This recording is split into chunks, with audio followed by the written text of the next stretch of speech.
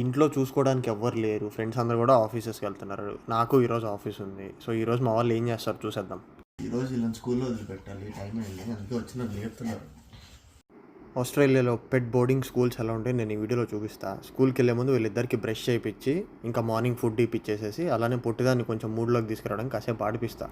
ఇది అయిపోగానే కోలాకి lunch pack చేసుకొని ఇంకా కారులో ఎక్కించుకొని తీసుకెళ్ళిపోవడమే. నార్మల్లీ ఒక్కొక్క డాగ్కి పర్ డే $60 ఛార్జ్ చేస్తారు వీళ్ళు డే స్కూల్లో. 8 hours ఓపెన్ ఉంచుతారు. మీరు పొద్దున్నే వదిలిపెట్టిన దగ్గర నుంచి 8 hours వాళ్ళు చూసుకుంటారు.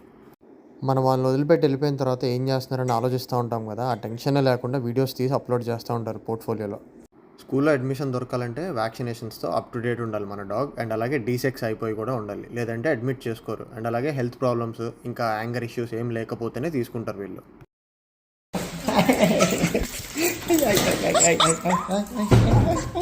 It's okay.